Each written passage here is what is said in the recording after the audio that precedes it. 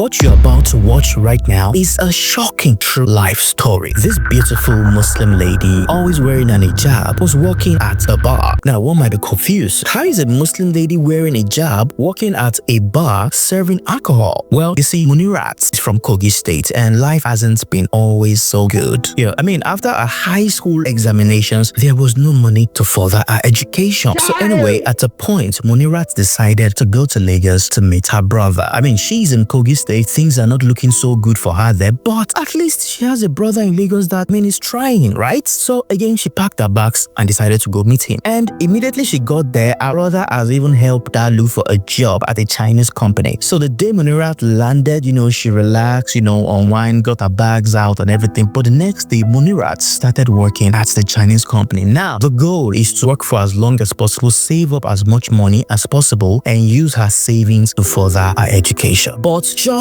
4 days after she started working at this Chinese company, Munirat's brother died. The only relative she has in Lagos, he just died. So of course, Munirat was wailing, deeply crying. At the end of the day, she had called her people back home, informed them so they could all arrange how to transport Munirat's brother's body back home to Kogi State. But for the meantime, Munirat was there with the dead body. She could not sleep, she could not eat. The next day, however, some people have come to Lagos and then they picked up the body, they went to the mortuary, they dressed it, and they insisted on finding a way to bury it in Lagos because they are Muslims. If not for the circumstance with which the situation happened, because it was only Munirat that was with the brother in Lagos, every other person was in Kogi State. Other than that, they would have ensured they buried the brother that same day. But unfortunately, it was delayed till the next day. So they just insisted that they can't be transporting, that they need to bury their brother, and they did. Now, all of this with the burial, it took some time. By the time all of this was over and Munirat went back to work, the Chinese company had employed another person. So now Munirat is not only out of a brother but also out of a job. Now she does not know what to do. She's confused because she has to look for a job, she has to work. The brother's rent at some point is going to expire, she's going to have to renew it. So she knows if she wants to keep staying in Lagos, she must work. She searched everywhere. She wanted to teach, but then she's just a school sat older. She just has SSC. I mean, she just finished high school. She wanted to clean.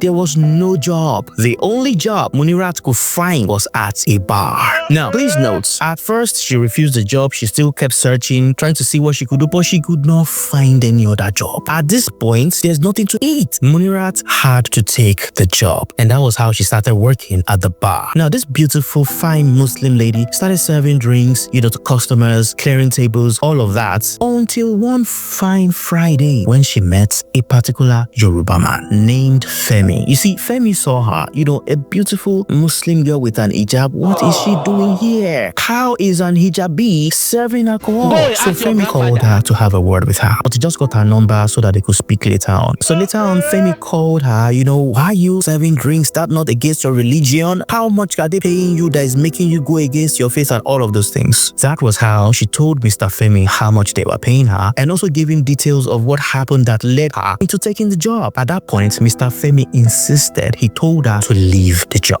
Yes, that he will be paying her the salary. And to be fair, Munirat did not even really want to do the job. She just needed the money she needed to work. So when Mr. Femi said this, she was happy. She stopped working there, and Mr. Femi, being true to his words, was actually paying Munirat, yes, the salary. In fact, Mr. Femi was taking good care of her. Apart from the salary, sometimes he just buy provisions, for her. So everything was going fine. But mind you, Mr. Femi did not say anything. I mean, Mr. Femi did not say any intention, like maybe he wants something. But Munirat, being a smart lady, she just had it at the back of her mind that this guy probably wants something, like for him to be doing all of this. Anyway, it got to a point Munirat had to leave her late brother's apartment for 2 reasons. Well, the rent was going to expire, but it wasn't mainly because of the rent. It was because of the family back in Kogi. The family were uncomfortable with Munirat staying by herself, so they just took the opportunity that the rent was expiring and said, see, you need to leave and stay with this other relative sensitive that we have in Lagos. Lagos is a dangerous place. You need to be careful and be with your loved ones, things like that. And Munirat listened, so she moved to this family's house. But then there was a problem. When she got there, the man who was like a distant uncle to Munirat was fine, but the wife wasn't comfortable with Munirat in the house. The wife wanted the space to herself, just her husband, and her children. So she started complaining of different things, just giving attitude. At a point, the distant uncle had to send Munirat packing. So Munirat left there, went to another like elder auntie kind of place. When she got there, the auntie's husband said, no problem, you can't stay here for so long because he does not want family problems. So that Munirat can only be there for a short period of time. The auntie's husband said he's just that kind of person that likes to avoid family problems. At this point, Munirat was fed up. So she called Mr. Femi that, please, I need your help. I need transport to go back to Kogi State. Now, Mr. Femi was a little bit disturbed to hear this, like, why? And then she explained everything, she moved here, she had to stay with this person, then they pushed her out, then she had to stay with this person, then this person is already telling her that she can't even stay there for long so that she doesn't get too comfortable. She's tired, she wants to go back home. At that point, Mr. Femi told her not to worry, that he will get her an apartment. And again, true to his words, Mr. Femi got her an apartment. At that point, Mr. Femi asked Munirat what is her plan, what does she want to do. Now Munirat said as she just wants to go back to school, that the main reason why she came to Lagos to be working at that Chinese factory was to work and save up money so that she can further education, that is just what she's trying to solve. It was at that point that Mr. Femi opened door. Now Mr. Femi told Munirat that, okay, fine, I will sponsor your education, but you have to promise me one thing: I am the one you will marry. Now Munirat said at that point there was no other option. She was desperate, so she agreed and said yes to Mr. Femi, meaning sponsor my education and I will marry you. And that was the beginning. Mr. Femi started spending money, working on the admission, and so Munirat started going to school. Mr. Femi even would check up on her at school once in a while, and a little bit afterwards, Mr. Femi went over to see Munirat's parents. Now this is Mr. Femi showing genuine interest, that he's serious about Munirat. Now after Munirat's first year at the State Polytechnic, this is just year one, but Mr. Femi went and said, now you're in school, you can see I want you to go to school, I'm already spending on your education, let's get married. At this point, Munirat was insisting that why not just wait and let me finish school. Mr. Femi said no. Yes, he said, I have started spending money. I'm spending not just fees, I'm spending welfare, I've started spending, and no problem, I will keep spending till you finish. But you will marry me now, not tell me to keep spending and then when you now finish, that is when you will now marry me. Like, that sounds too risky for him. He wants them to marry now, but with a promise he will keep spending till she finish. So Mr. Femi left and went back to Munirat's father. And Mr. Femi explained to Munirat's father that, see, I'm serious about your daughter. I want to marry her. I'm not here to make a fool of her, all of those things. And well, her man agreed that, okay, fine. So Munirat's father picked up the phone and called his daughter and said, hey, Munirat, do you want to marry him or you don't want to marry him? Munirat said, yes, she wants to marry him. And the father said, see, please, two of you don't stress me, get married if you want to marry each other. And that was how they arranged the wedding and they got married. Now, lo and behold, after the wedding was when Munirat discovered that Mr. Femi was actually married before. She did not know all this while. Mr. Femi never mentioned it, but Mr. Femi has a wife and 3 kids. Munirat said at this point, she's just confused. She kind of feel maybe she doesn't have so much options because Mr. Femi kept begging and pleading that he loves her so much. That is why he wants to scare her away with all of that.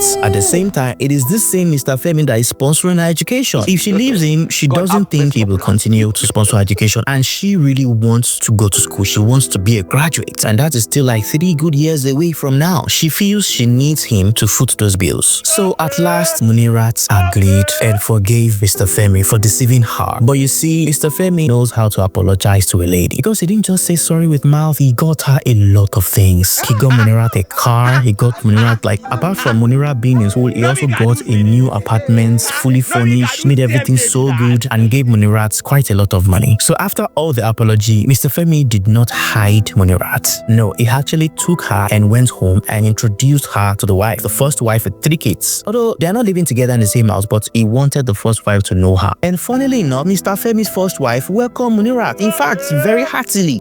Said, they're all Muslims and it's part of their religion, all of those things. But the first wife told Munirat not to let her children know that Munirat is a second wife to their father. The first wife wants to protect her children from that information. So Munirat was introduced like an auntie. Yes, like their father's distant cousin, I don't know, something like that. But from this time, one problem to another. Immediately Munirat finished her OND. Mr. Femi said, come home. Munirat came home thinking after that break she would go continue her HND. But Mr. Femi made sure Munirat got pregnant. Once Munirat got pregnant, remember Mr. Femi had gotten a different apartment for Munirat.